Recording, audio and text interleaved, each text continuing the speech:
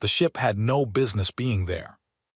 That was the first thing Sector Admiral Oreth of the Veth Compact thought when the contact alarm pulled him out of his sleep cycle at 3 in the station morning. He stood at the sensor console in his quarters and stared at the readout. His third eye, the one that opened only when his threat-processing brain was active, opened slowly and stayed open. A vessel, drifting. No engine output, no beacon, no transponder signal, moving through the null corridor at a speed that only made sense if something had given it a push a very long time ago and it had been coasting ever since. Oreth pulled on his command jacket and went to the bridge without calling for an escort. He was the kind of officer who liked to look at problems before he let other people look at them. 41 years in the compact fleet had taught him that problems looked different when everyone was watching. They became performances. He preferred them raw. The bridge was half-staffed at this hour. Night watch. Junior officers who straightened up very fast when they saw him walk through the door. He ignored the straightening. He went to the primary sensor station and looked over the shoulder of the officer seated there. A young Veth female named Sub-Lieutenant Pressa, who smelled like she had also just been woken up. "Tell me," he said. "Unknown vessel, sir. No transponder, no active systems we can detect. Hull configuration is," she pulled up the profile comparison, human. Confirmed human design, a warship class, old. "How old?" She hesitated. The hull profile matches the ESV Carthage class. That class was decommissioned. She checked her data, 41 years ago, sir. Oreth looked at the screen. "Is it possible it's a newer ship built on an older design?" "Yes, sir, but the hull damage is consistent with the age. This ship has been in space for a very long time. The wear patterns on the plating," she zoomed in on the sensor image. "You don't fake that kind of weathering." Oreth clasped his hands behind his back and studied the image. The ship was enormous, even damaged. Human warships always were. That was the thing about humans that the Compact never quite got comfortable with. They built for endurance. Compact ships were elegant, precise, efficient. Human ships looked like something that had been beaten against a rock until it stopped breaking. This one looked like it had been beaten against several rocks. The forward section was scorched black, not by weapons fire, by something else, something that had left a pattern Oreth didn't recognize. The starboard engine pods were dark and cold. One of the sensor arrays was sheared clean off, and the stub of it caught the distant starlight at an angle that made it look like a broken tooth. But the hull was intact. All things considered, the hull was remarkably intact. "Hailing frequencies," he said. "Open since the alarm triggered, sir. No response on any frequency. Human standard, compact standard, emergency bands. Nothing." "Life signs." Pressa ran the scan again. She ran it twice. "Marginal, sir. Life support is at 4% capacity. Heat signatures consistent with minimal biological activity." She paused. "Could be automated systems running warm. Could be a handful of survivors in a sealed compartment. The ship is too heavily shielded to get a precise count." "A handful." "At most, sir. If anyone is alive in there, they are not in good condition." Oreth straightened. "Name of the ship." Pressa had already looked. She turned to face him, and he noticed her expression, the particular flatness that junior officers wore when they were delivering information they thought might upset someone. "Hull markings are still legible on the port quarter, sir. ESV Carthage. Registry number 774 Alpha Meridian." She paused. "That registry number matches the vessel that was reported lost in this region of space 39 years ago." The bridge went quiet. Not the usual soft station quiet of a night watch, a different kind. Oreth said nothing for a moment. He was thinking about protocol. The protocol for a vessel found in the null corridor was extremely clear. It had been drafted specifically because the Compact had always known, that someday something would come drifting out of that stretch of space, and no one wanted to make decisions under pressure without a script to follow. Impound the vessel. Arrest any crew. Notify the Security Council within 4 hours. Do not, under any circumstances, attempt to investigate the interior of any vessel found in the corridor without a full hazard team and direct authorization from the Council. Get me a boarding team, he said. Full hazard rating. Suits sealed, no external contamination, weapons on standby but holstered. I want them on that ship within the hour. Sir, Pressa hesitated. The protocol authorizes a boarding, he said. I've read it, you've presumably read it, send the team. She sent the team. Oreth watched the boarding footage on the bridge's secondary monitor. He did not go himself. This was one of the cases where he felt it was important to let other people look at the problem first, and he sat in his command chair and drank something hot from a cup and watched. The hazard team moved through the Carthage like they were walking through deep water, slowly, carefully. Their helmet lights swept corridors that were half dark and entirely wrong, not because anything was visibly out of place, but because of what was not visible. The ship was clean. Too clean for a vessel that had been drifting for what might be 39 years. The corridors were clear. The equipment lockers were closed and latched. In the mess hall, the team leader found tables set not for a meal, but as if someone had recently cleared and wiped them, stacked the chairs, tidied the space. There were personal effects everywhere. A photograph pinned to a bunk wall. A jacket hung on a hook outside a cabin door. A child's drawing, a crayon rendering of a spaceship against a green sky, taped to the inside of a storage cabinet that a crew member must have opened 1,000 times. There were no crew members. 340 people had shipped on the Carthage when it was last catalogued. Oreth had the manifest pulled while the team moved through the ship. 340 names. Humans, all of them. The Carthage had been an Earth fleet vessel, not a mixed-crew compact ship. 340 names, and of them not one body, not one bloodstain, not one sign of violence or accident or evacuation. No escape pods launched. The pods were all still in their bays, sealed. The team leader reported from the bridge of the Carthage. His voice was very steady, the particular steadiness of someone who had decided that steady was the only acceptable option. The logs are intact up to a certain point, he said. Then they cut off. Last entry, a pause, appears to be from ship day 312 of the voyage. Read it, Oreth said. The team leader read from the screen. Audio log, personal crew member designation, Chief Engineer M. Halloway. Quote, day 312, they're on the other side of the door again. Jenkins says we should open it.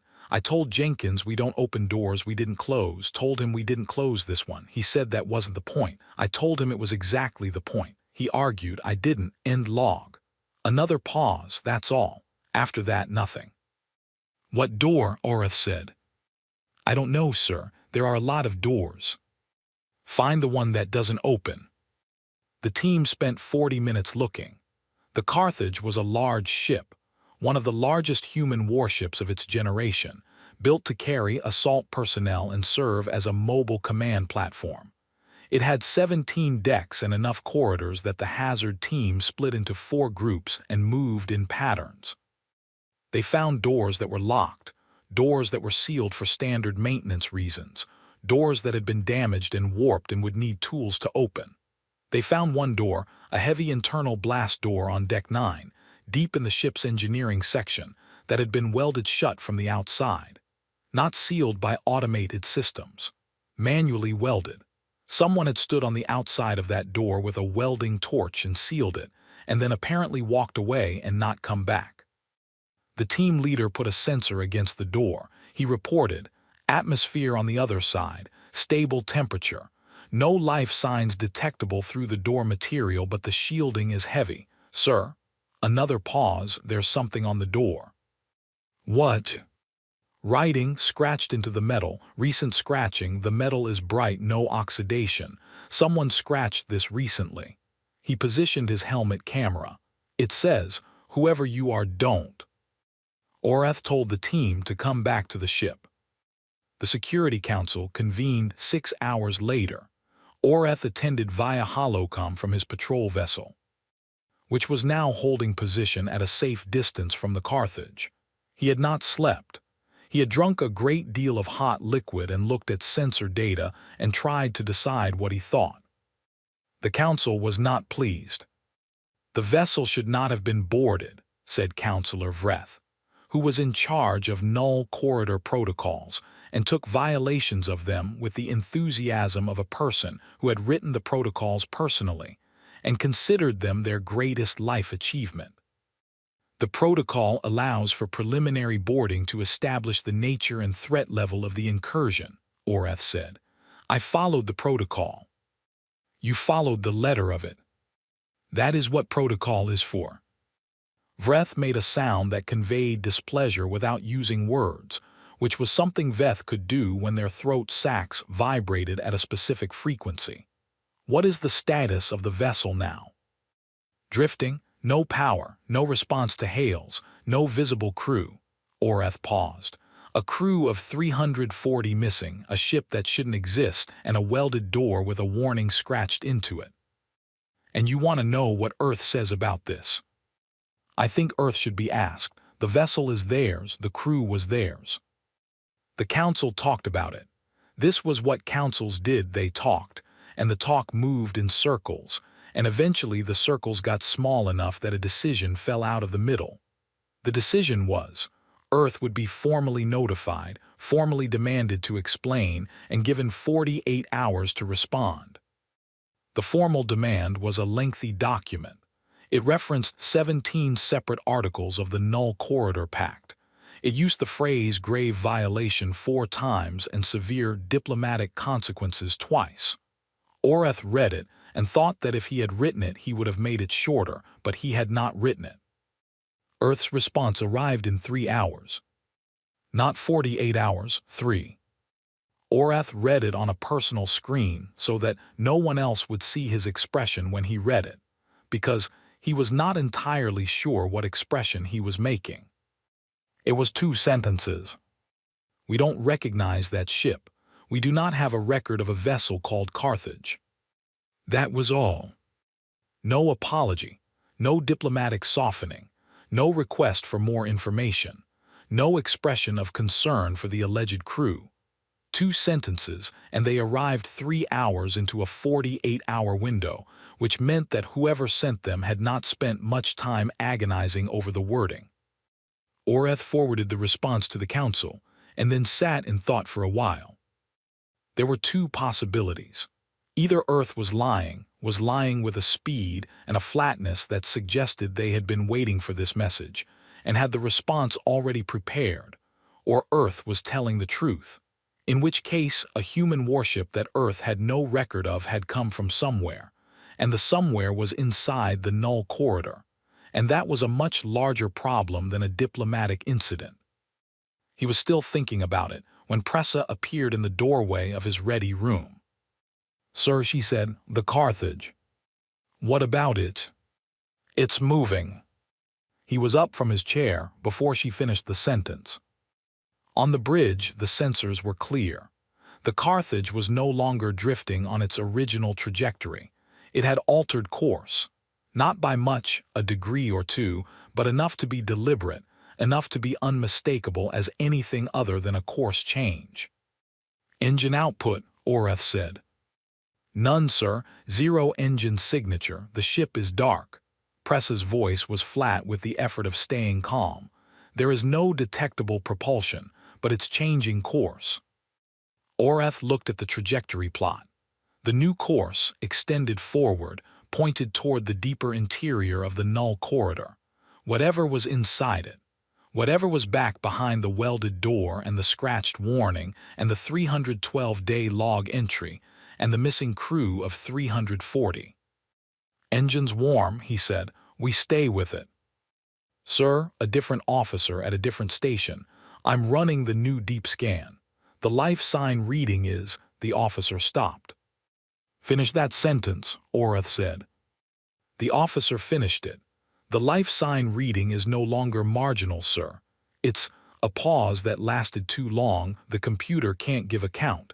It's returning an error. Orath looked at the sensor screen. The officer pulled up the error message on the main display, big enough for everyone to read. Quantity exceeds scan parameters. The bridge was very quiet. Orath looked at the Carthage on the forward screen, battered, dark, enormous, moving without moving, and he thought about the scratched words on the welded door. And he thought about the chief engineer who had argued with Jenkins about which doors you opened. And he thought about 39 years of silence from a ship that Earth claimed did not exist. He thought there are 340 names on that manifest. He thought the scan error doesn't have a ceiling.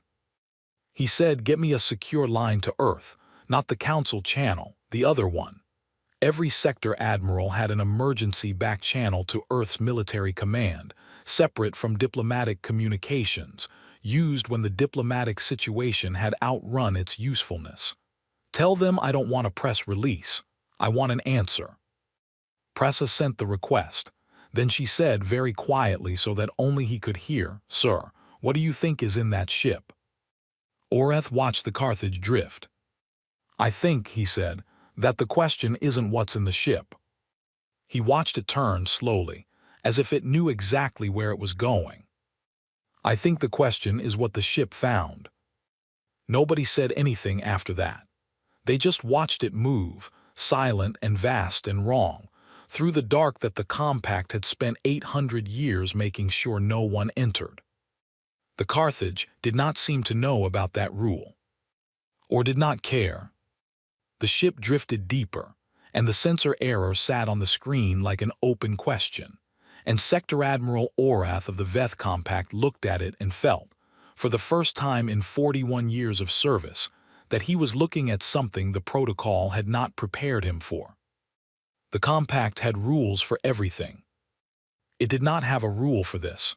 The Carthage moved the way a sleeping thing breathes, slow, steady, like it was not really trying. That was what bothered Orath the most. A ship that was dead by every sensor reading, no engine output, no power signatures, no detectable propulsion of any kind, should not be able to move with that kind of patience. Desperation moved fast. Drift moved random. What the Carthage was doing was neither. It had a heading. It maintained that heading. It adjusted when the local gravity gradient required adjustment. It was navigating. Something on that ship was navigating. Orath's patrol vessel, the Unbroken Current, matched its pace and followed at 4 kilometers distance, close enough to watch, far enough that if something went wrong, there was time to react. What kind of wrong he was preparing for, he could not have said precisely. His threat assessment training had given him categories. This situation did not fit any of them. The back-channel response from Earth's military command arrived 14 hours after Pressa sent the request. 14 hours was a long time. Earth was close enough for a same-hour response. The delay meant someone had been making decisions. The response was longer than the official one, a full page of text, and it said a great deal while communicating very little. Yes, Earth was aware of the situation. Yes, Earth was reviewing its historical records. Yes, Earth wanted to cooperate with the Compact's investigation. A full diplomatic team was being assembled. Then, at the very end, one sentence that sat differently from the rest, like a stone in soft ground. "We ask that the Compact take no action against the vessel pending the outcome of the review." Orath read that sentence 4 times. Take no action, not please don't shoot it, not we believe the ship may be dangerous. Take no action, as if the instruction were obvious, as if Earth expected the Compact to simply follow it. He put the message down and did not reply. He went to the bridge and watched the Carthage move. "Any change in the life sign reading?" he said. "No change, sir," Pressa said. "The computer is still returning the error. We've rebooted the sensor array twice. The error persists." "What does the error mean technically?" Pressa was quiet for a moment. The scan parameters for biological life sign quantity go up to 5,000 individual signatures, sir.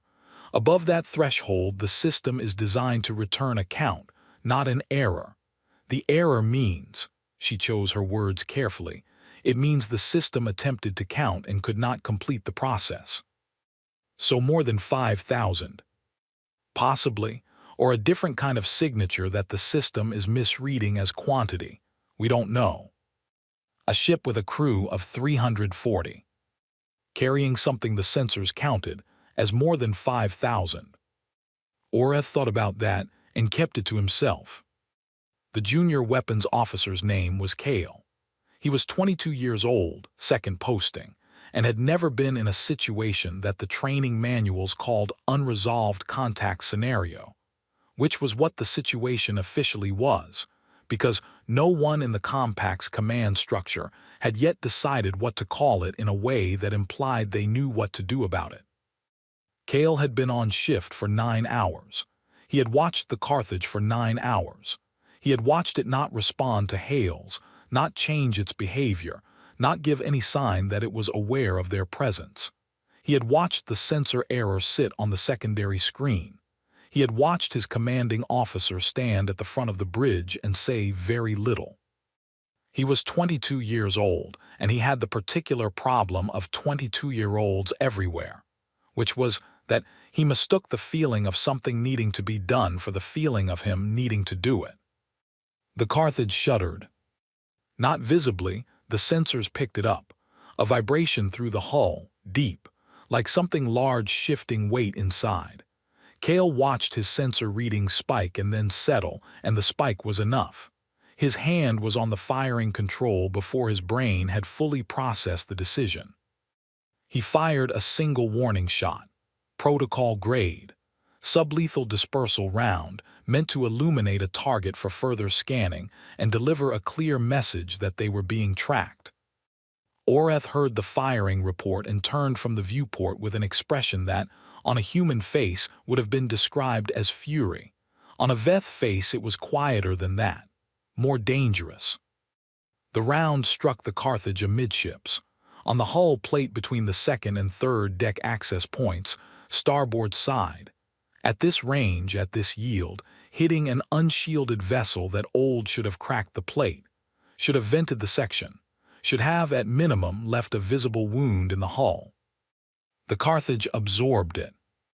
The plating dented, slightly.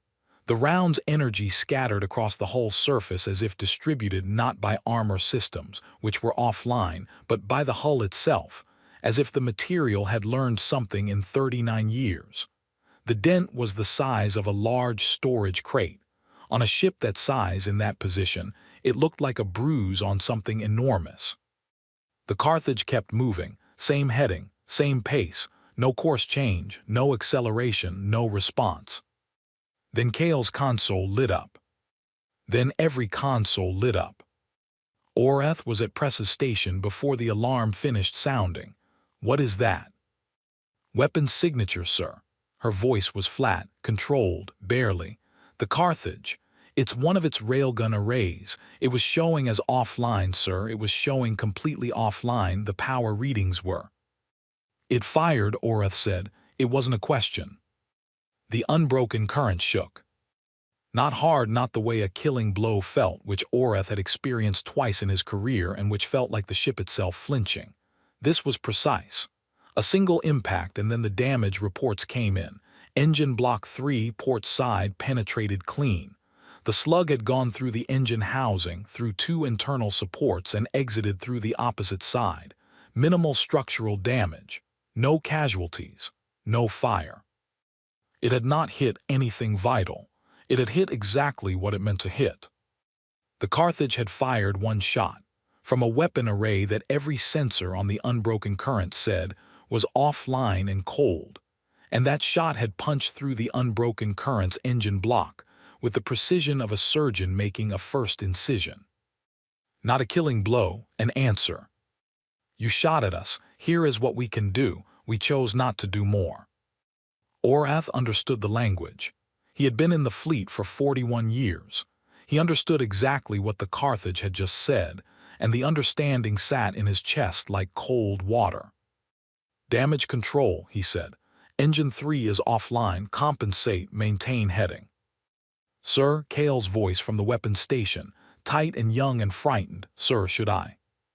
"You should sit down and put your hands in your lap," Oreth said, "and not touch anything else on that console until I tell you to. Can you do that?" Cale did that. The Compact Security Council convened for the second time in 20 hours, and this time the tone was different. The first meeting had been the tone of bureaucrats managing an inconvenience. This meeting was the tone of people who had just heard something break in the next room and were deciding whether to go look. "One of your crew fired without authorization," said Counselor Vreth. It was an accusation wearing a statement's clothing. "A junior weapons officer discharged a single warning round," Oreth said. "He was on the holocom again in his ready room with the door closed. He has been relieved of duty pending review." And the Carthage returned fire.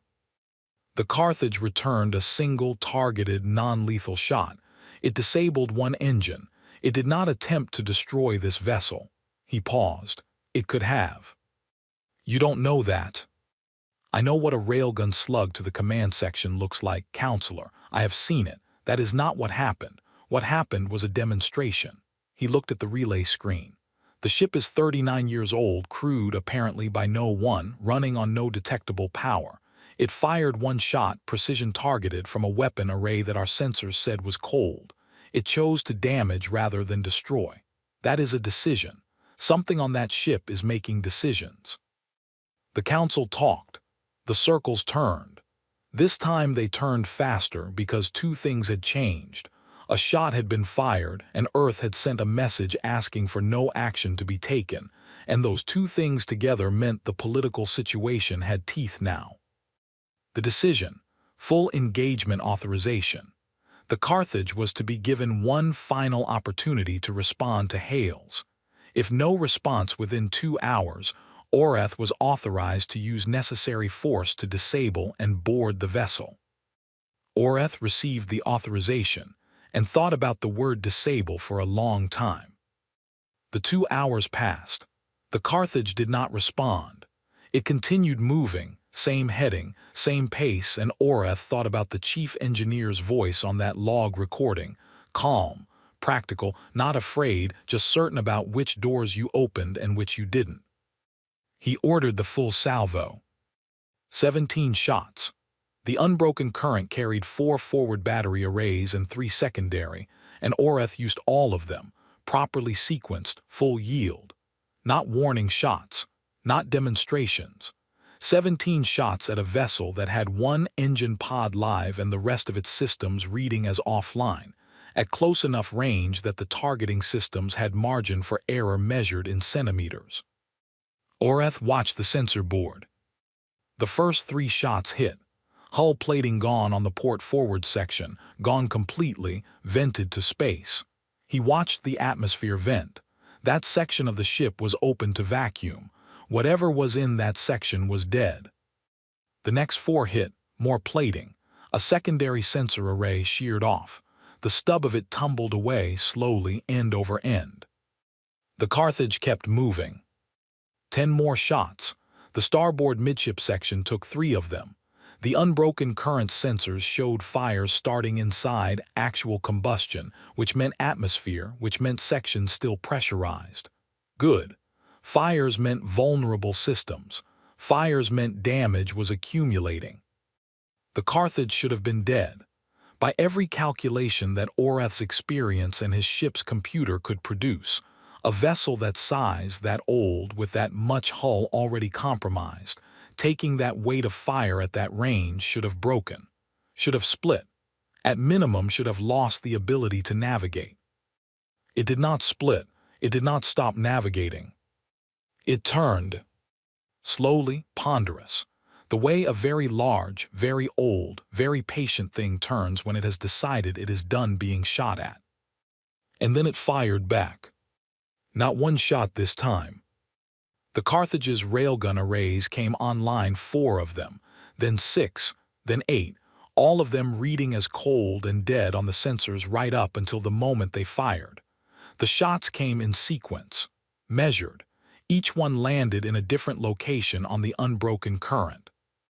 Engine 2, gone. The forward sensor array, taken off at the base with a shot so precise that the cut was clean, almost surgical. The lateral maneuvering thruster bank on the port side collapsed inward. Then the aft communications array, the external cargo bay doors, the secondary power relay, the tertiary shield generator. Each shot different, each shot non-lethal, each shot stripping capability from the unbroken current the way you'd strip tools from someone's hands, methodically, calmly, leaving them standing but unable to do anything useful. Oreth held on to the edge of the command console and took the hits and watched the damage reports stack up and did not order a second salvo, because a second salvo was not going to do anything. And he knew that now in a place that had nothing to do with training or protocol and everything to do with 41 years of looking at enemies and understanding them. The Carthage was not trying to kill them. The Carthage was telling them to stop. "All weapons hold," he said. "Sir," from the new weapons officer, the one who had replaced Kale. "Hold all weapons." He looked at the Carthage on the forward screen. Half its hull plates gone, fires visible through the gaps, one engine dark and had been for 39 years, trailing atmosphere from sections that should have been sealed. Damage report. The damage report took 3 minutes because there was a great deal to report. When it was done, Oreth had a clear picture. The unbroken current was crippled, not destroyed, thoroughly crippled. They had maneuvering on one thruster bank. They had communications on emergency backup. They had weapons on 2 of 4 arrays. And the Carthage had stopped firing the moment he ordered weapons hold. He went back to his ready room. He sat down. He was 63 years old and 41 years in the fleet, and he was going to write the contact report that had to be written. And he was going to write it accurately because accuracy was the only thing he had left to offer. The vessel, HFY Carthage, demonstrated the following capabilities during this engagement. 1. Sustained and absorbed a 17-round full battery salvo from a compact patrol vessel without mission kill. 2. Fired from weapon arrays reading as offline and cold on all standard sensors. 3. Demonstrated precision targeting consistent with advanced fire control. 4. Chose non-lethal targeting consistently throughout engagement. 5. Ceased fire upon cessation of incoming fire. He looked at that last line. He left it in. It was accurate. On Earth, in the Parliament of Saul, the session had been running for 4 hours. The Council was processing the Compact's formal declaration, a Level 9 incursion notice, the highest category, which meant that Earth was officially accused of deliberate violation of the Null Corridor Pact, and the Compact was reserving the right to treat the violation as an act of war. There were speeches. There were denials. There were legal experts explaining what a Level 9 meant and political experts explaining what it didn't mean, and military advisors standing at the edge of the room looking at their consoles and not saying anything. In the third row of the observers' gallery, a very old general named Commander Yale Drury sat and listened. She was 81 years old. She had fought in 2 border conflicts, commanded a battle group, served 20 years in Earth Fleet intelligence, and retired with a reputation that was described by those who admired her as formidable and by those who did not as inconvenient. She had been in her apartment when the news broke. She had dressed and come to Parliament without being summoned, because she had been waiting for something to require her presence for 39 years, and she did not intend to arrive late. She listened to the speeches. She listened to the name of the ship being read into the record by the session clerk, HFY Carthage, Registry 774 Alpha Meridian, reported lost 39 years prior. She listened to the compact's accusation that Earth was feigning ignorance of a vessel it had secretly deployed in forbidden space. When the clerk finished reading the registry number, Drury stood up. She was old enough that standing took a moment. The gallery was quiet in that particular way of people who recognize that a particular person standing up matters, even if they cannot say precisely why. She said 4 words. "Which ship was it?" The session chair looked at her. "Commander Drury, this is an observer's gallery, and you are not." "Which ship?" she said. "I heard the name. I want to hear the registry number read again." The clerk read it again. Drury sat down. She did not speak again for the rest of the session. She sat with her hands folded in her lap and her eyes on the floor, and the expression on her face was the expression of someone who has been proven right about something terrible and finds no satisfaction in it whatsoever. A junior aide found her in the corridor afterward.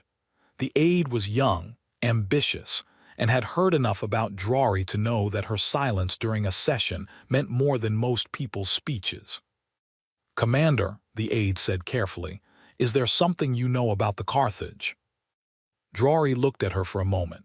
"I filed the loss report," she said, 39 years ago. I was 26 and I had just been assigned to Fleet Intelligence, and the Carthage was my first case." She started walking. The aide walked with her. The ship vanished without a distress signal, without wreckage, without an emergency beacon. Vanished the way things only vanish when they go somewhere that closes behind them. "Into the corridor," the aide said. "Into the corridor." Drury pushed through a door into a quieter hallway. "I spent 3 years on that case. I pulled every sensor log from the region, interviewed everyone who had contact with the ship in the final weeks before it disappeared. I tried to get authorization for a probe insertion into the corridor interior." She paused.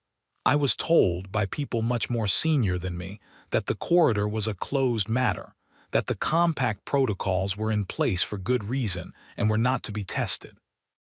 That I should close the file and move on." "And you did." "I closed the file," Drury said. "I didn't move on. There's a difference."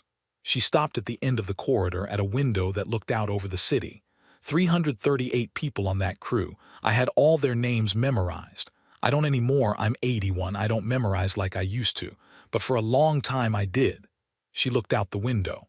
The crew complement was 340 when the ship launched. 2 were evacuated before departure for medical reasons. 338 people went into that corridor, and the ship never came back. The aide was quiet. "The compact says we sent that ship deliberately," Drury said. "We didn't. I know we didn't, because if we had, I would have known. That was my job." She turned from the window. "Which means the ship found its own way back, after 39 years. She started walking again. "Which means something happened in there, something we don't have a category for." "What do we do?" the aide said. Drury didn't answer immediately. She walked to the end of the corridor and through another door and didn't look back. Then, without stopping, without turning around, she said, "We find out which of the 338 survived, and then we ask them." Orath's deep scan probe reached its closest approach to the Carthage at 300 station time. The Carthage did not react to it. The probe transmitted for 6 minutes before its signal degraded past the point of usefulness. The interference inside the corridor was getting stronger the deeper the Carthage moved. In 6 minutes it sent back enough. Orath reviewed the data alone, with the door of his ready room locked, and when he was done reviewing it, he sat very still for a long time. Life signs, many of them. The error was still there, quantity exceeds scan parameters, but the probe sensors were different from the patrol vessel's sensors, more precise in some ways, and they had captured something the ship's arrays had not. Shapes, human shapes, moving through the interior of the Carthage with purpose, with pattern, with the organized movement of a crew that knew their ship and their duties. Many, many human shapes. More than 338. More than 500. More possibly than 1,000. The probe's count had failed at the same threshold as the ship's sensors. but the images showed corridors that were populated, spaces that were occupied, a ship that was full of life in a way that was simply not possible for a vessel that size with a crew complement of 338, even if every single one of them had survived. Orath thought about 39 years. He thought about a sealed door and a scratched warning and a chief engineer who knew which doors you didn't open. He thought they didn't just survive in there. He thought they lived. He sent one final transmission to Earth, to the back channel, to the military line, to whoever was on the other end of it making decisions they weren't telling him about. I need to understand what you know, not what you're willing to say, what you know. Because whatever is on that ship, it is not what either of us prepared for, and if the Council gives me a second engagement authorization, I am going to need a reason not to use it. He sent it and waited. The Carthage moved on ahead of him, deeper into the dark, patient as a tide, carrying whatever it carried. The stars did not answer, they rarely did. But somewhere ahead, in the place where the sensors returned errors and the doors stayed sealed, and the walls kept warnings scratched into them in bright metal, something was waiting. Orath was beginning to suspect it had been waiting for a very long time. Longer, possibly, than either of them. The fishing station sat 12 kilometers off the coast of what used to be Portugal, and it smelled like salt and old rope, and the particular kind of quiet that belongs to people who have chosen to be far from things on purpose. Bram Os had lived there for 11 years. Before that, a small house in Lisbon. Before that, a smaller apartment in Geneva. Before that, a posting he did not talk about, in a building that did not officially exist, doing work that was not on any public record. He was 71 years old, and he had the body of a man who had spent a decade hauling nets, and the eyes of a man who had spent much longer than that watching for something that had not arrived yet. The morning the shuttle came for him, he was on the upper deck with a cup of coffee, watching the sun come up over the water. He did not seem surprised by the shuttle. He watched it land on the station's small pad, watched two people in civilian clothes get out and walk toward him, and he drank the last of his coffee before they reached him. "Mr. Osai," said the first one. She was young, government posture, civilian clothes. "My name is Director Sola. I'm with the Quiet Office." "I know what the Quiet Office is," Bram said. "I worked there for 17 years. He set his cup down on the railing. "Come inside, I'll make more coffee." The Quiet Office was what it sounded like. It was the part of Earth's intelligence structure that handled things that made noise in the wrong places, things that, if they became loud, would cause more problems than they solved. It had no official name on any government document. It had a director and a staff of 41 and a budget that appeared in the defense appropriations as a maintenance line for a weather satellite that did not exist. Director Sola was 43 years old and had run the office for 6 years, and in 6 years had handled 11 situations that she would describe, in unguarded moments, as difficult. She had never handled anything like this. She sat at Bram Osai's kitchen table and drank his coffee, which was very good, and watched him move around the small kitchen with the ease of a man entirely comfortable in his space, and she thought about how to begin. He began for her. "It's the Carthage," he said. He was at the counter with his back to her, pouring a second cup. "That's why you're here. It came back." Director Sola set her cup down. "How did you know?" "Because nothing else would bring you to my door." He turned around and sat down across from her. "I've been watching the news feed since yesterday. I saw the Compact's incursion notice. I saw Parliament's session this morning." He wrapped both hands around his cup. "I know the registry number. I've known it for 39 years. You were the signals officer on duty the night the Carthage disappeared." "I was the signals officer who received the last transmission from the Carthage," Bram said. "That's not exactly the same thing. The ship didn't disappear that night. It had already gone into the corridor. The transmission came from inside." Director Sola was very still. "That's not in the file." "No," Bram said, "it's not. He stood up and went to a cabinet above the refrigeration unit and took down a box, metal, sealed, the kind of thing that had been built to survive a long time. He set it on the table between them. He looked at it for a moment before he opened it. Inside, a single data chip, old format, and a handwritten note on a piece of paper. He had written the note himself, in his own handwriting, the night after the transmission came in, because he had known even then that there were things that should exist in a form that could not be deleted from a server. 3 days before the official loss report, Bram said. 3 days before Fleet Intelligence, before Commander Drury filed the Carthage as missing, I received a transmission. It came in on frequency Delta 7 Whiskey 9. He looked at Director Sola. That frequency didn't officially exist. It was used exclusively by black program vessels, ships operating under deep cover authorization that went above my clearance level. I wasn't supposed to be able to receive on it. I wasn't supposed to know it existed. But you did. I'd been in signals for 8 years. You learned things. He pushed the data chip across the table. 7 seconds of audio, one voice. I've listened to it several thousand times over the past 39 years. I know every breath, every syllable. What does it say? Bram looked at the window. Outside, the water was very calm. We found it. It's not empty. Do not send anyone else. He looked back at her. That's all. No coordinates, no identification. A woman's voice, young, clear, no distortion. Then the channel closed and there was nothing else, and 3 days later the Carthage was officially missing. Director Sola looked at the data chip. You didn't report it. I reported it, Bram said. I filed it on the correct forms in the correct channels to the correct supervisor, who told me that the transmission was almost certainly a ghost signal, interference artifact from the corridor's edge, which did sometimes produce false audio readings. I was told to log it as a sensor anomaly and close the file. And I logged it as a sensor anomaly and closed the file. And then I went home and wrote that note and put the chip in this box and kept it for 39 years. He looked at it. Because ghost signals don't breathe. The quiet office's operations room was underground, which was where operations rooms tended to be when they belonged to agencies that didn't officially exist.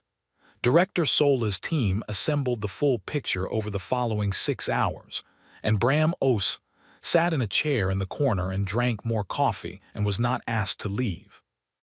The picture looked like this. The Carthage had launched 39 years ago on what was officially a deep range survey mission, standard classification, routine assignment, the kind of mission that filled 2 paragraphs in Fleet's annual report. Its designated route passed within 40 light minutes of the null corridor's outer boundary. Fleet protocol required it to maintain minimum distance and log the boundary's position but not approach it. This was the official record. The unofficial record, which the quiet office had been assembling in pieces for 3 decades, from fragments and anomalies and things that almost didn't exist, told a different story. The Carthage had not been on a standard survey mission. It had been tasked, through a channel that bypassed Fleet Command and ran directly through a committee that had officially ceased to exist 15 years prior, with a specific objective: approach the null corridor's interior boundary and deploy a passive sensor array. No entry, no engagement, just look. Someone had wanted to know what was in there. Who authorized it? Director Sola said. Her deputy, a careful man named Wren who had been with the office for 12 years, looked at the document chain. The authorization runs through the committee. The committee was formally dissolved, which means the records are complicated. Complicated. Sealed, reclassified, and assigned to an archive that requires a level of clearance that I don't have, and you technically do, but only on paper. He paused. 3 of the 7 committee members are still alive. The other 4 died before the Compact's incursion notice, which is either fortunate timing or not. Director Sola thought about that. Get me the names of the 3 living ones. Don't contact them yet. She turned to the main screen. The quiet office had access to the compact's public channel communications, not the secure lines, but the broadcast frequencies, the news channels, the official statements. She had been watching the Carthage's behavior in the sensor data that Oreth had formally filed with the Compact Council, which was public record because the Compact was building its legal case, and legal cases required documentation. 17 shots. The Carthage had taken 17 shots at full battery yield and was still moving. "Run me the hull composition analysis," she said, "from the sensor data in the filing." Wren ran it. He looked at the results and then looked at them again. "This isn't right," he said. "What isn't?" "The hull composition, the alloy signature." He pulled it up on the main screen. The Carthage was built with a standard fleet-grade titanium composite hull. That's what the original specs show. What the Compact sensors are reading on the hull now, he highlighted the relevant data, doesn't match that composition. Director Sola looked at the numbers. She was not an engineer, but she had been in intelligence long enough to know that when a material changed its properties without being replaced, it meant something had changed it. "It's denser," she said.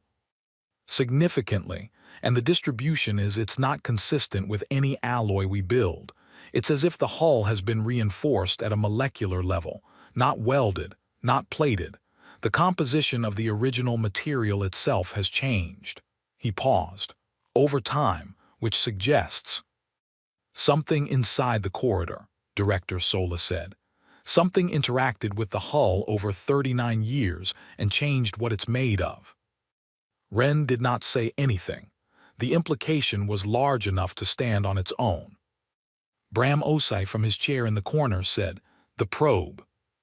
Director Sola looked at him. "What?"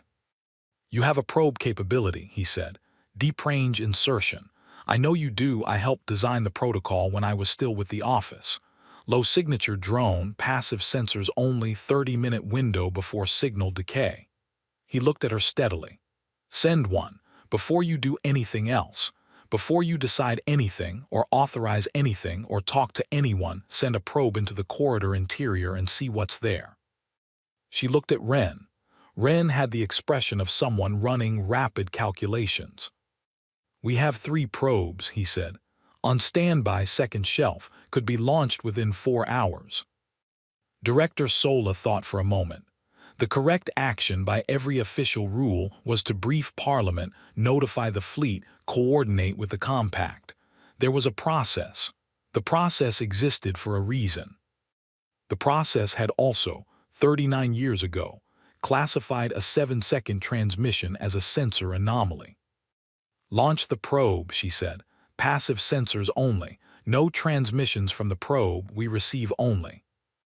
If the Compact detects it, they'll see a piece of debris. Keep the profile below their detection threshold."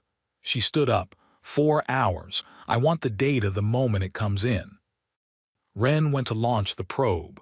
Bram Os sat in his chair and said nothing, and Director Sola looked at him and said, "Is there anything else you haven't told me?"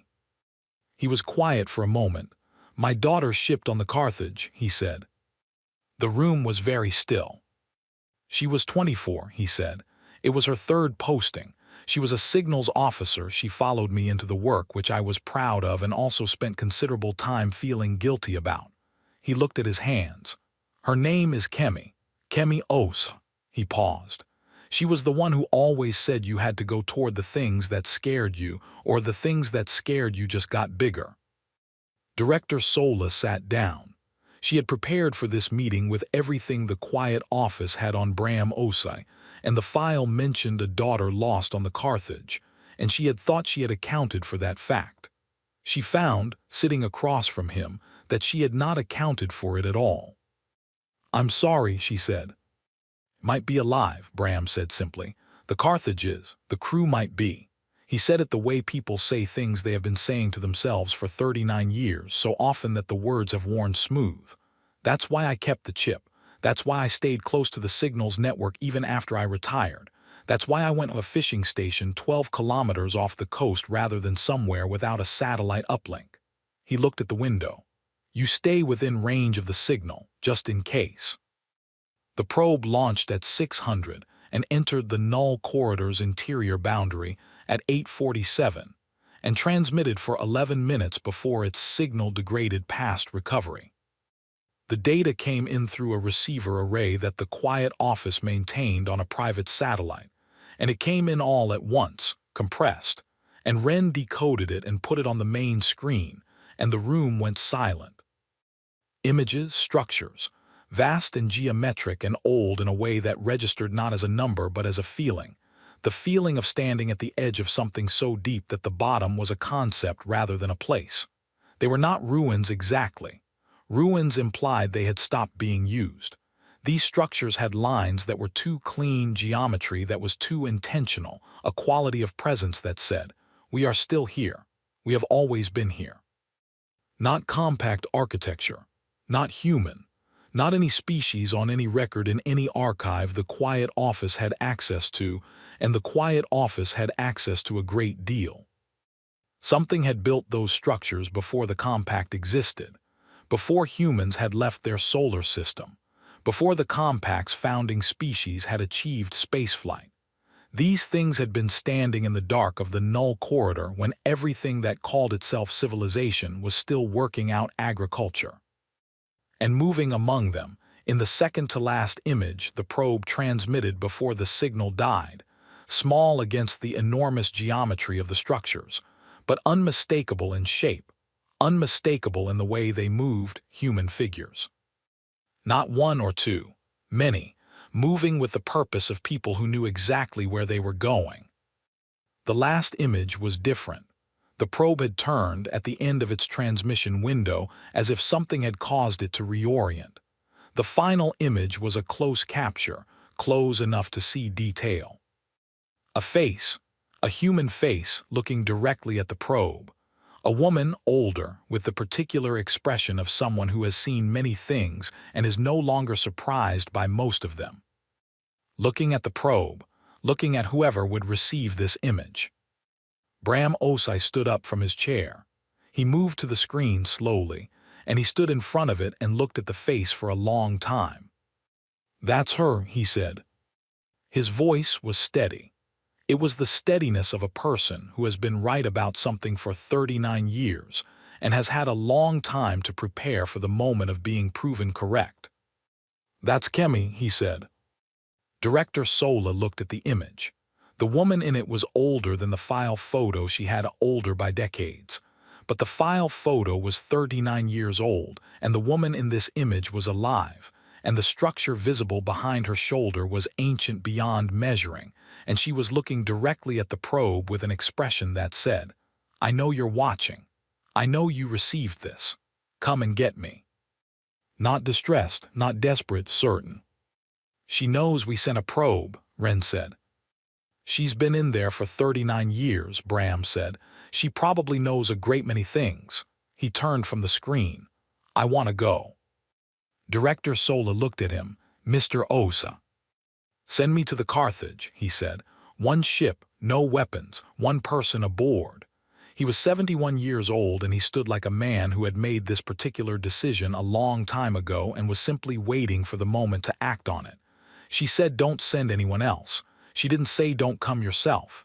He looked at Director Sola steadily. "She's my daughter, send me." Director Sola thought about the process, the briefings, the committees, the coordinated approach. She thought about a 7-second transmission that had been filed as a sensor anomaly. "Ren," she said, "get a courier ship ready. Single occupant, no weapons, full communications array." She looked at Bram. "You leave in 2 hours."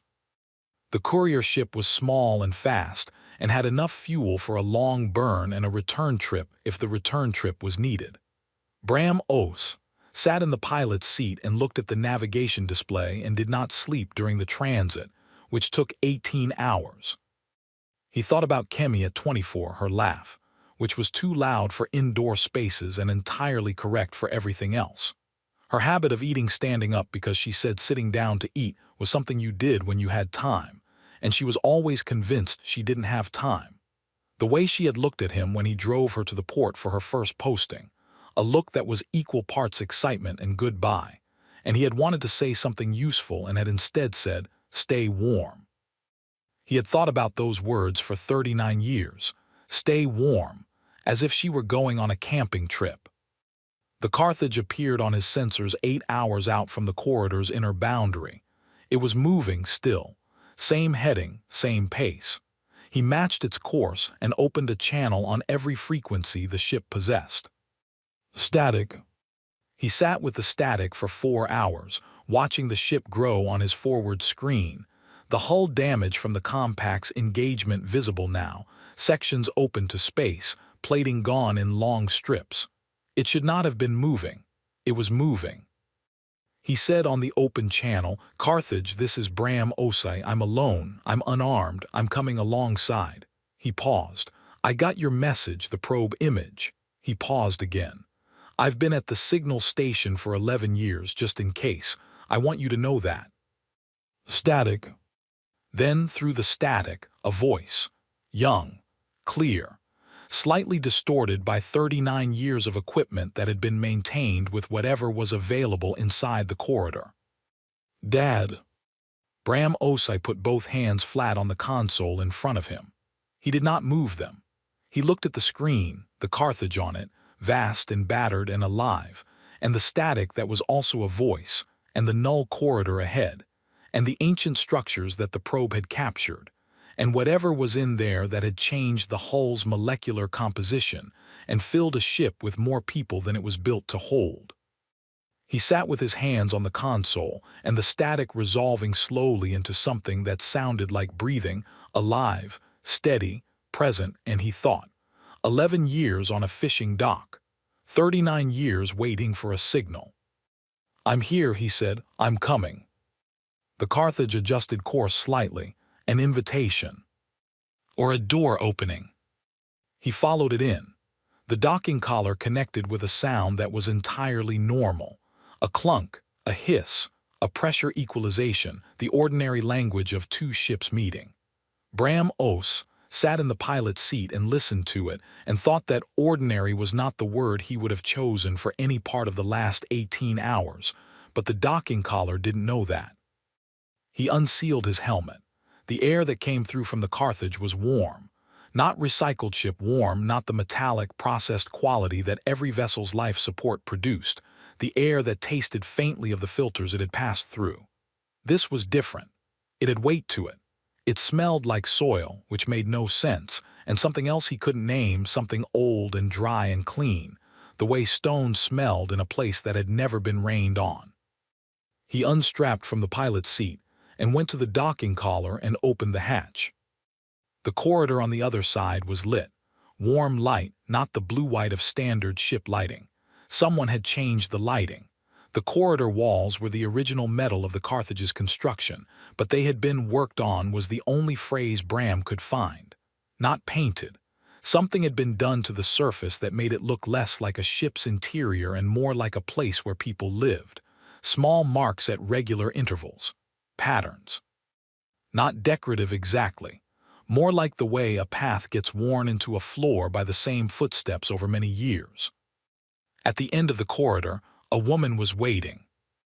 Bram Osai walked toward her and she walked toward him and they met in the middle of the corridor, and he put his arms around her and held on, and she held back, and neither of them said anything for a long time. She was taller than he remembered, or he was shorter than he used to be, probably both. She was 63 years old and she looked like a woman in her early 40s who had spent a great deal of time doing physical work. Her hair was entirely gray. Her hands, when she stepped back and he held them and looked at them, were the hands of someone who had built things and fixed things and carried things for decades. Her eyes were the same, exactly the same. That was the thing that undid him briefly, which he managed to get through by looking at the corridor wall and breathing carefully. "You look old," she said. Her voice was her voice. 39 years had deepened it slightly. "You don't," he said. "I'll explain that." She kept one of his hands and turned and he walked with her. "There's a lot to explain. I've been working out how to do it since the probe came through." She glanced at him. "The probe was yours." The quiet office. I figured no one else would have used that frequency. She guided him around a corner and into a wider corridor, and he stopped walking. The corridor was full of people. Not crowded, they were going about things, moving with purpose, carrying materials, talking in small groups. But full. Bram counted automatically, the old signals habit, and stopped counting at 40 because there were more than 40 in this corridor alone, and the corridor extended in both directions, and through the open hatches at its ends he could see more. Children, that was the thing that landed hardest. Among the adults, the people who had clearly been on the Carthage 39 years ago, who had Kemi's quality of settled certainty, there were children, teenagers, young people who had never set foot on Earth, who had been born here in the belly of this ship in the dark of the null corridor. A boy of perhaps 14 looked at Bram with frank curiosity, not suspicion, not fear, just curiosity, the way you looked at something new that you hadn't decided what to make of yet. How many? Bram said. On the ship, about 900. Kemi started walking again.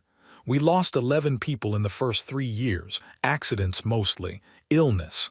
After that, a small pause, we stopped losing people. He looked at her, stopped. I told you I'd explain. She took him to a room that had been the Carthage's secondary briefing room and was now something else, a meeting space, but lived in, with chairs that had been modified and a table that had been built from materials that were not entirely ship standard. On the table was food, actual food, not rations, things that had been grown. Bram sat down and Kemi sat across from him, and for a moment they just looked at each other across the table. Where do you want me to start? She said. The transmission, he said. 3 days before the official loss report, your voice, 7 seconds. She nodded. We'd been inside the boundary for 4 days. We weren't supposed to go inside, the mission parameters said passive scanning from the outer edge. But the passive array wasn't picking up anything useful, and Captain Murren, she stopped, and something passed through her face. Captain Murren made a decision. We went in. And found the structures. Yes, but not right away. First we found nothing, just space, dark. The corridor messes with sensors, you know that, but it also messes with your sense of distance. We thought we traveled 30 light minutes inside the boundary. We'd actually traveled 6 hours. When we figured that out, we tried to turn around. She looked at the table. The ship turned, but the boundary didn't get closer. We moved toward it for 4 days and the distance stayed the same. The keeper, Bram said. Kemi looked at him. You know about it. The probe image showed the structures. We made inferences. He looked at his hands. That transmission, that was you. Captain Murren authorized me to send it. We'd found the structures by then on day 7. We'd also figured out that we couldn't leave. She met his eyes. I sent it on Delta 7 Whiskey 9 because I knew you'd receive it. I knew you'd know it wasn't an artifact. She paused. I also knew that if I identified myself, you'd spend the next 39 years trying to get in here, and that there was a reasonable chance that whatever had trapped us would also trap you. Don't send anyone else, Bram said. Yes. But you sent the probe image. Because things are different now, she leaned forward. Because it's been 39 years and we've changed the situation and the compact just shot at us, which changes things further, and there is a message that needs to go out and I needed someone on the outside I could trust to deliver it. She looked at him steadily. I needed you. Bram thought about 11 years on a fishing station, 12 kilometers off the coast, within satellite uplink range. Tell me about the keeper, he said. She talked for 2 hours, he listened. In the first year, the Carthage had tried everything. Every maneuver, every navigation approach, every technical solution a crew of 338 could devise with the equipment aboard a fleet warship. The boundary did not move. The ship did not find a way through it. Not because anything was physically blocking them. There was nothing to detect, no barrier, no field, no object. The geometry of the space simply did not cooperate. You moved toward the boundary, and the boundary stayed the same distance away. Captain Murren had held them together in the first year. She was 62 when they went in and 63 when she died. A heart condition that had been manageable with medication for a decade, and the medication ran out in month 11. They buried her in the structures because there was nowhere else, and the structures, this was the first strange thing, accepted her. Kemi had become the de facto leader of the crew. Not because of rank, she was 25 and junior to 30 people aboard, but because she was the one who started talking to it. Talking to it, Bram said. Not with language, it doesn't have language, it doesn't have anything we have categories for. She leaned back. But it responds to pressure and to persistence and to the absence of fear, which we worked very hard on. The fear went away eventually, not because we were brave, because we got tired. When you've been somewhere long enough, fear costs too much to maintain. What she described was not communication exactly. It was more like negotiation without words, a process of the crew doing things and the keeper responding to those things, and the crew adjusting and doing other things and the keeper adjusting in turn, over months, then years. A dialogue of behavior. The keeper had not been hostile. That was the thing that took them the longest to understand. It had not been trying to trap them, it had been trying to reject them, the way a body rejected something foreign. Not out of malice, out of reflex. And the crew of the Carthage had responded to rejection the way humans responded to most things, by refusing to leave. We just stayed, Kemi said. We made ourselves comfortable. We fixed the ship, we grew food in the hydroponics bays we built in the cargo sections. We had children, the first children were born in year 3. We made a life. She looked around the room. And eventually the keeper stopped trying to push us out, and then it started looking at us. Looking. That's the only word I have for it. It paid attention. The way you pay attention to something that surprises you, a small smile. We surprised it. We were the first thing that had ever surprised it, I think. Every other species that came in here it rejected and they left, and that was the end of the story. We didn't leave. That had never happened before. How do you know that? Because it told us, she paused, eventually in its way. The hull composition. Bram thought about Wren's sensor analysis, the molecular change in the Carthage's plating, the density that shouldn't have been possible. It changed the ship, he said. It changed everything it touched, including us. She said it simply, without drama. That's why I don't look 63. That's why we stopped losing people after year 3. It doesn't make you immortal. We've had deaths, accidents, a few in the engagement with the compact vessel, but illness stopped. The kind of slow cellular degradation that makes people old the way it makes people old on Earth. She shook her head. Not here, not anymore. Bram looked at his daughter, 63 years old and looking 40, and thought about 11 years on a fishing dock. I missed a lot, he said. You did. She said it gently, not as an accusation, but you're here now. The message was in a data chip that Kemi had been building for 6 years. She placed it on the table between them and looked at it the way you looked at something you'd spent a long time preparing and weren't entirely sure was ready. Everything we learned, she said, 39 years of contact with the Keeper, what it is, what it wants, what it offered us and what we offered back. She pushed the data chip toward him, and something else, something about the compact. Bram picked up the chip. It was heavier than it should have been, or it seemed heavier. He couldn't tell if that was the chip or the weight of what was in it. Tell me the something else, he said. Kemi folded her hands on the table. The Keeper is old, she said. Older than any civilization that currently exists. It's been in this corridor since before the Compact's founding species achieved spaceflight, before human beings had writing. She paused. It has encountered other species, many others over a very long time. The Compact's founding species. Yes, 800 years ago. They came in the same way we did, exploring, pushing boundaries, found the structures. The Keeper tried to reject them. She looked at the table. They didn't do what we did. They didn't stay. They ran. And they ran fast and they went home and they classified what they'd found and they built the Null Corridor Pact, the law that made this entire region of space forbidden. Bram was quiet. Not to protect others from the Keeper, Kemi said. To protect themselves from anyone else finding it first.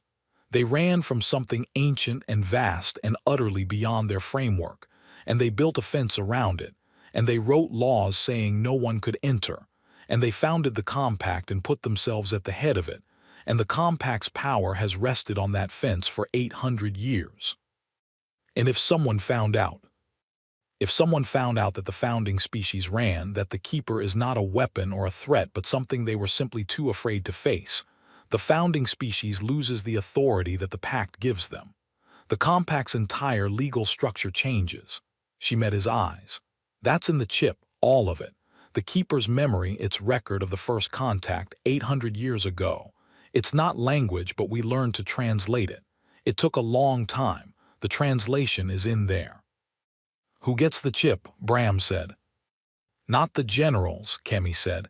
Not the diplomats. Not the people who make decisions by committee in rooms without windows. She looked at him. Give it to whoever is still curious enough to ask the right questions. You'll know them when you meet them. She said it the way she used to say things when she was 24, certain, a little impatient with the people who hadn't figured it out yet. He almost laughed. The Compact battle group arrived 16 hours later. 40 ships. Orath was not with them. The unbroken current was still undergoing emergency repair. But his contact report had been the foundation of the deployment order, and the deployment order was clear. Bring the Carthage to heel, impound the human courier vessel, and restore Compact authority over the Null Corridor boundary. 40 ships. Clean lines, efficient design, the elegant precision of 800 years of organized civilization. They arranged themselves in a containment formation around the Carthage and Bram Osai's courier ship and broadcast on all frequencies, simultaneously, in 7 languages including Standard Earth. The message was very long and said essentially one thing: stand down. The Carthage turned to face them. It was one ship, old and battered and half its hull open to space and trailing atmosphere in thin streams that caught the light and looked, Bram thought, like banners. It turned to face 40 ships the way you turned to face something you had decided about well in advance. No hesitation, no adjustment, just the action of a thing that had already made its calculation. Bram was on the Carthage's bridge. Kemi was at the communications console. Around them, people moved with the practiced quiet of a crew that had been working together for a very long time. Kemi opened the battle group's channel. She looked at Bram once, not asking permission, just acknowledging, and then she looked at the screen, at the 40 ships arranged in their precise formation, and she said, "We have been polite." Her voice was calm, not threatening, not afraid, the voice of someone stating a fact. That was patience. Don't mistake it for weakness. She closed the channel. She turned to the crew. "Battle stations," she said. Around Bram Osai, the Carthage, his daughter's ship, his daughter's home, the ship that had gone into the dark 39 years ago and come back changed, came alive. Not with the emergency lighting and alarm sounds of a vessel going to combat readiness. Something else, something quieter. The hull sang. That was the only word Bram had for it. A subsonic vibration that he felt in his back teeth and his sternum and the soles of his feet. A resonance that the Carthage's metal produced as something passed through it. Something from the corridor, from the structures, from the vast and patient thing that had spent 39 years getting to know them. On the sensor screen, the 40 compact ships sat in perfect formation. The Carthage was one old warship with half its plating gone, running on 2 engine pods, carrying 900 people who had never planned to be here, and had built a life from the fact that they were. Kemi looked at the battle group. She looked at it the way you looked at something you had already decided was smaller than it thought it was. "Let's show them," she said, "what 39 years of good neighbors looks like." The keeper answered, and the space around the Carthage changed. The space around the Carthage did not explode or burn or crack open with light. It did not do anything that weapons did. It simply became more. That was the only way Bram Osei could describe it afterward in the debrief, to people who had not been there. The space around the ship, the same dark vacuum that space always was, the same nothing became more of itself. Deeper, present, as if the corridor had been paying attention from a distance and had now moved closer, the way a very large, very old thing moves when it has decided to stop watching and start participating. The 40 compact ships felt it. Their sensor readings said nothing was there. Their crews felt differently. On 14 ships, personnel reported the same thing independently in reports that would later be cross-referenced and confirmed. A sensation of being watched. Not threateningly. Not maliciously. The sensation of something immense becoming aware of you, the way you became aware of standing at the edge of a very deep place. On 6 ships, crew members reported a secondary sensation that was harder to describe and harder to verify.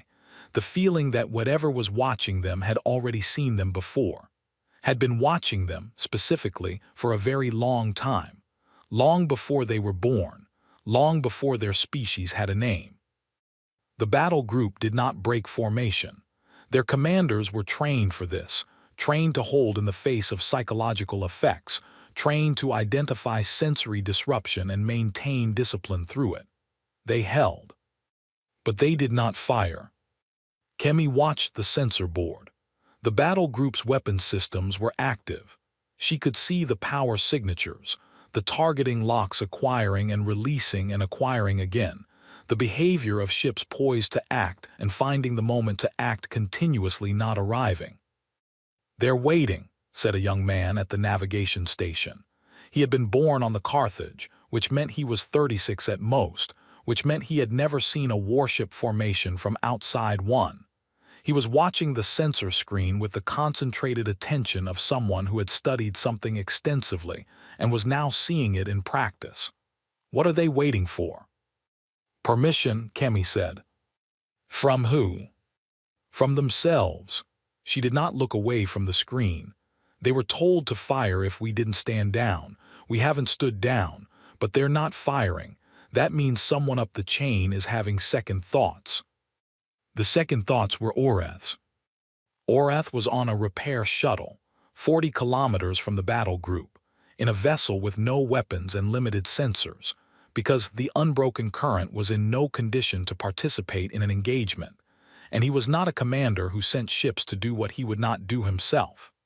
He watched the battle group's sensor feed on a relay screen, and he watched the Carthage, and he watched the space between them do the thing that he did not have words for, and he thought. He thought about the 17 shots the Carthage had absorbed. He thought about the railgun slugs that had taken apart the unbroken current piece by piece, without killing anyone. He thought about the life sign error, quantity exceeds scan parameters, and the probe images he had filed with the Compact Council as part of his contact report, images that showed human figures moving among structures that should not exist. He thought about the Carthage's opening message, sent on the Fleet Common Channel, the one that had gone into every ship in the battle group simultaneously. "We have been polite." That was patience. Don't mistake it for weakness. He thought about 800 years of compact law, built around a region of space that the founding species had run from. He thought about the fact that he had known since he first read the founding archives as a young officer, had carried the knowledge as the particular weight of things you know that you are not supposed to know, that the Null Corridor Pact had not been written to protect anyone. It had been written to hide something. The founding species had encountered whatever was in the corridor and had come back frightened, and frightened governments did what frightened governments did. They made laws around the thing that scared them and called the laws protection. He had known this. He had filed it in the category of things that were true, but that it was not useful to say out loud. 41 years of service, 11 commendations, A career built on being the kind of officer who saw clearly and acted according to what was real rather than what was convenient. He opened a transmission channel, not to the battle group commander, to a different address, an independent relay station that fed to every major news network in the settled galaxy, a channel maintained for emergency public broadcasts, accessible to any registered compact officer in the field. He had been a registered compact officer for 41 years. He was still registered, technically, despite being in a repair shuttle with a crew of 3 and no active command. He sent the full file, Kemi Osai's data chip, which the quiet office had transmitted to him 6 hours ago through Oreth's back channel, because Director Sola had decided, as Bram had advised her, to find someone curious enough to ask the right questions, and Oreth had answered his channel with the right kind of silence. The Keeper's translated memory of the first contact, 800 years ago. The founding species' original flight logs, which had been classified at the highest level, and which Oreth had had access to for 11 years as part of his sector command responsibilities, and had read once, alone, and never mentioned to anyone. He sent everything. It reached the relay station in 4 minutes. The relay station distributed it in 6. It went to 300 news networks, 47 independent academic institutions, 69 government information services, and the personal devices of approximately 9 billion individuals who subscribe to emergency broadcast alerts. The battle group's weapons went cold 11 minutes later. Not because anyone ordered it, because the battle group commander, a careful, experienced Veth officer named Fleet Admiral Sen, received the broadcast on her personal channel along with everyone else, and she read it, and she put it down, and she looked at the Carthage on her screen and she said to her bridge, "Stand down targeting, all ships." Then she said quietly to herself in her own language, a phrase that translated roughly as, "Of course they did." The founding species did not show up to vote on the war resolution. Their representatives filed a procedural absence with the council secretary, a form that required no explanation and bought 48 hours of delay, and the delay was enough.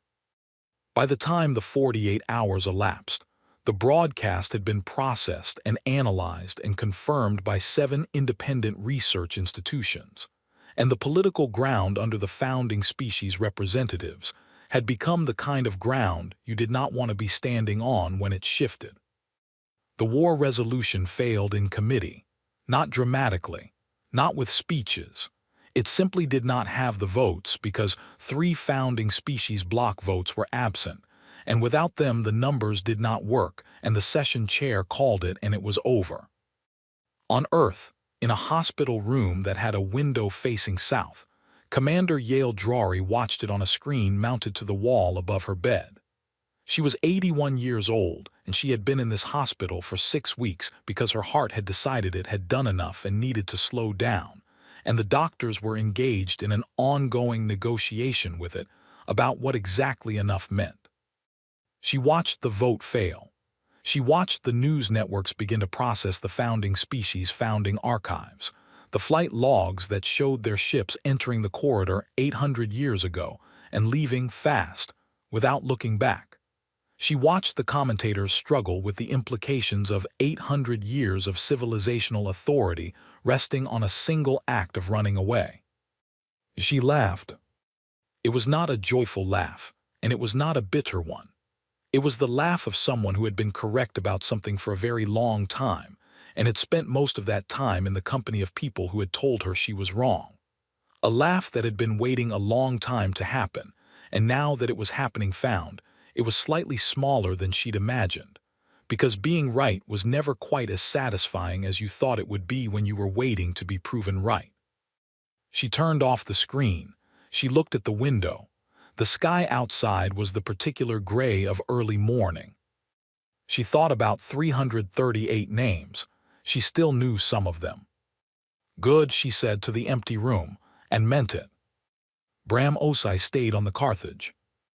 This surprised no one who knew him and surprised several people who did not.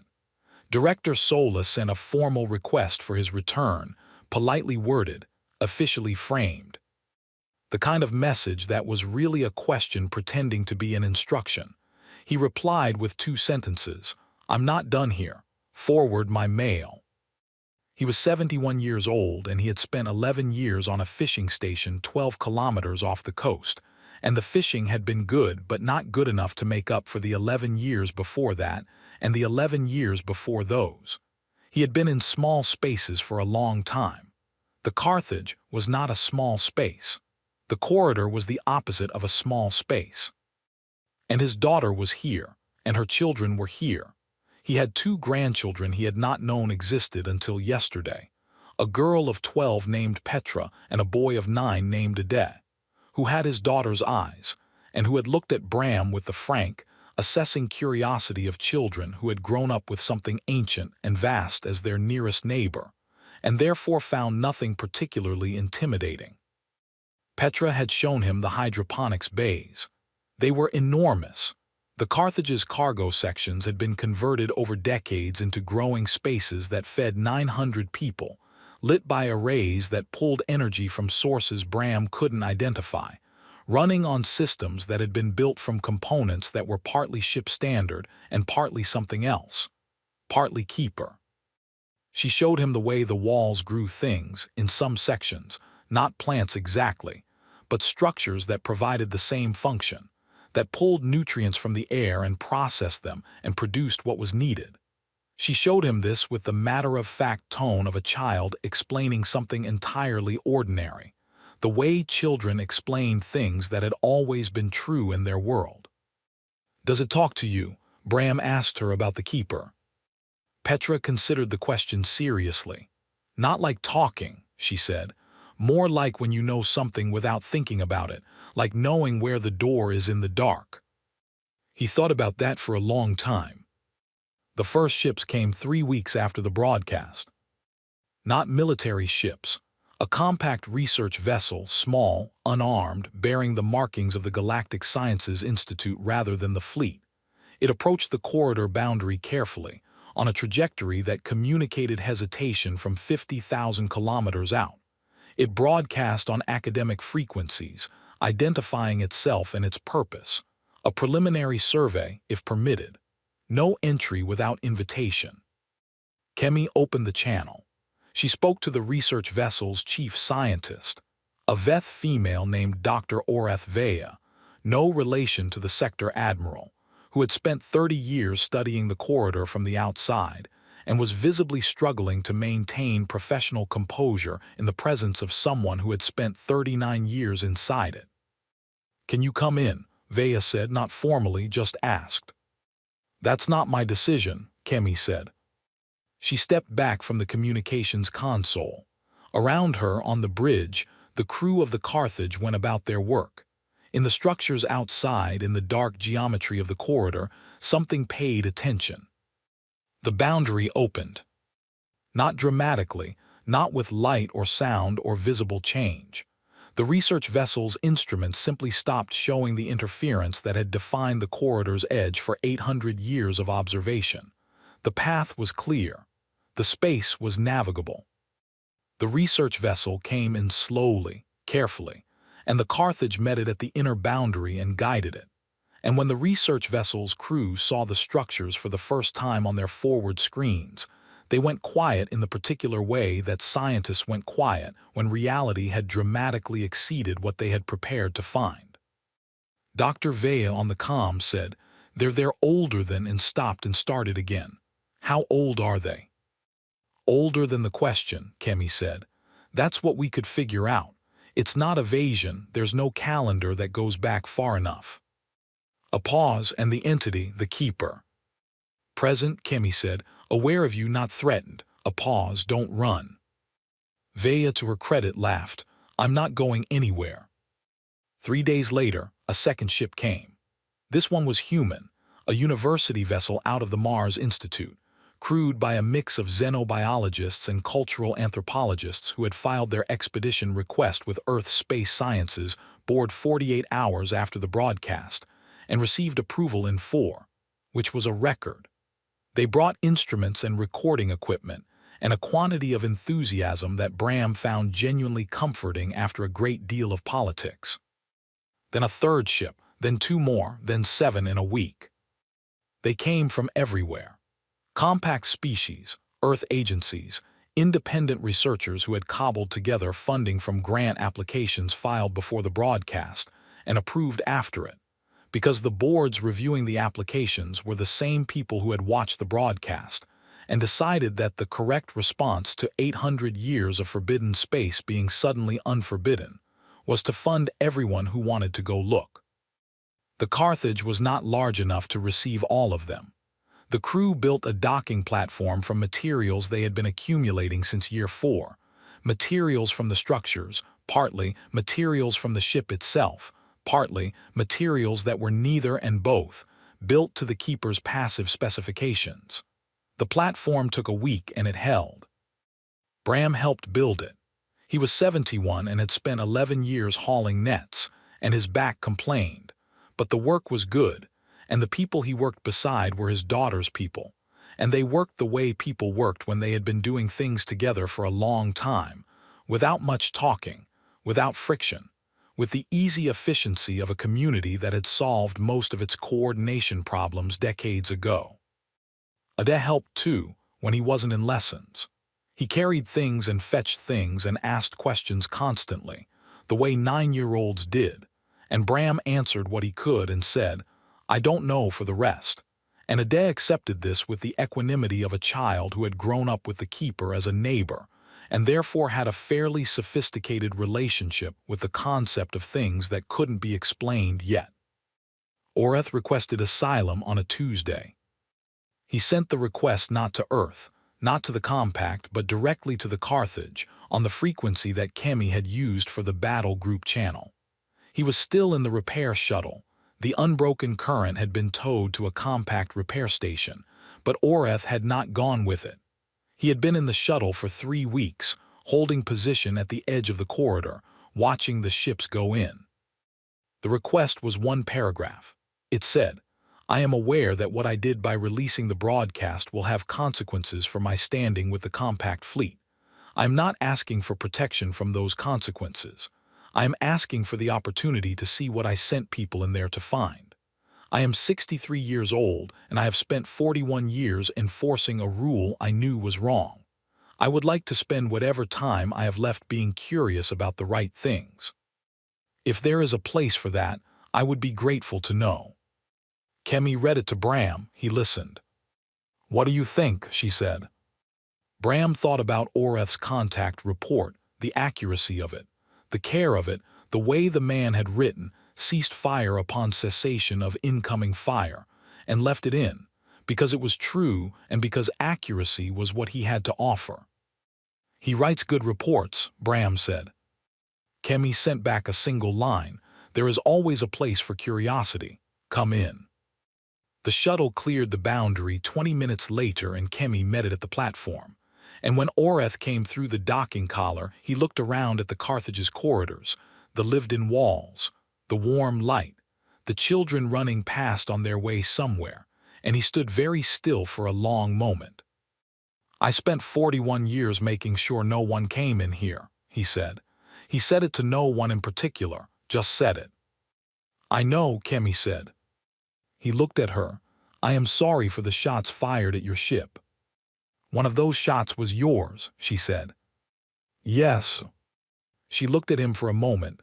"The hull's fine," she said. "It fixed itself." She turned. "Come on, I'll show you the structures." He followed her. He did not look back. Yale Drury died on a Friday, 6 weeks after the vote failed. Quietly, in the hospital room with the south-facing window, at 3 in the morning when the sky was the darkest it got before it began to lighten. The nurse who was with her said she had been awake and watching the window for an hour before it happened. She had not seemed distressed. She had seemed, the nurse said, like someone who had finished a very long piece of work and was satisfied with how it had turned out. Her file, unsealed per her instructions upon her death, contained 338 names. All of them handwritten, 39 years old. She had written them the night she filed the loss report, and she had kept them, and at the bottom of the page, in ink slightly different from the rest, added later, much later, was a 339th name. Kemi Osai, with a small mark next to it that was not a check or a cross but something that might have been a question, or might have been an answer. The Carthage did not go home. That was the last thing people expected, and the first thing Kemi had always known. Home was a direction you could orient toward or away from, and the Carthage had been oriented in all directions for 39 years and had found, eventually, that orientation was less important than position. Where you were, what you were doing there, who you were doing it with. She stood at the forward viewport one morning. It was morning by the ship's internal clock, which still ran on the original Earth Standard cycle because some things you kept for their own sake, and watched the ships moving in and out of the corridor boundary. The platform was full. The structures, visible in the middle distance against the dark, had lights moving among them that were not the keepers, but that the keeper allowed, the lights of researchers, of people with instruments and questions, and the kind of excitement that made them forget to eat. Bram came and stood beside her. He had the coffee. He had taken over coffee duty because he was very particular about coffee, and everyone else on the Carthage had given up being particular about anything that wasn't survival critical 30 years ago, and he found this. He had told Kemi, both entirely reasonable and also wrong. They stood and watched. "There's a journalist on the third dock ship," Bram said. "From the New Nairobi Tribune. She wants an interview." "Everyone wants an interview." "She specifically wants to talk to you. Says she's been covering the Null Corridor story since the first breach report and she wants the human angle." He drank his coffee. Her words, the human angle. Kemi looked at the structures in the distance, ancient and geometric and present in the way that things that had outlasted everything else were present. The keeper was in there, paying attention the way it always paid attention, the way it had paid attention for 800 years before the founding species came and ran, the way it had paid attention for 39 years while the Carthage's crew stayed and stayed and stayed. "Tell her to come aboard," she said. "Tell her to bring enough time. It's a long story." Bram sent the message.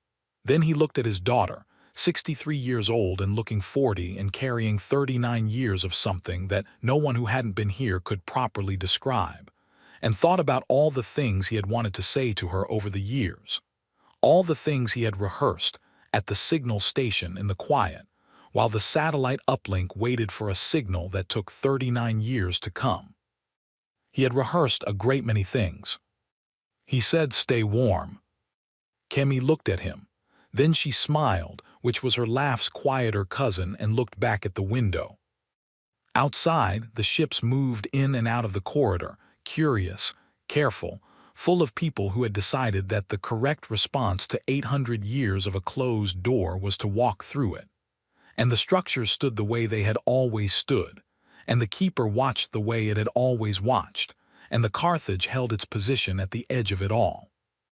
One ship, old and battered and changed by everything it had been through, not a warship anymore if it had ever really been one, something else. A place where 900 people lived and worked and raised children who had never known a smaller world, an embassy maybe, or a home. The universe had been paying attention for a long time. It had been waiting, maybe, for exactly this, for something stubborn enough and impractical enough and human enough to move into the dark and refuse to leave and eventually, over years that became decades, make the dark into a neighborhood. The Carthage sat in the space it had earned, and the keeper, in its ancient and wordless way, was glad of the company.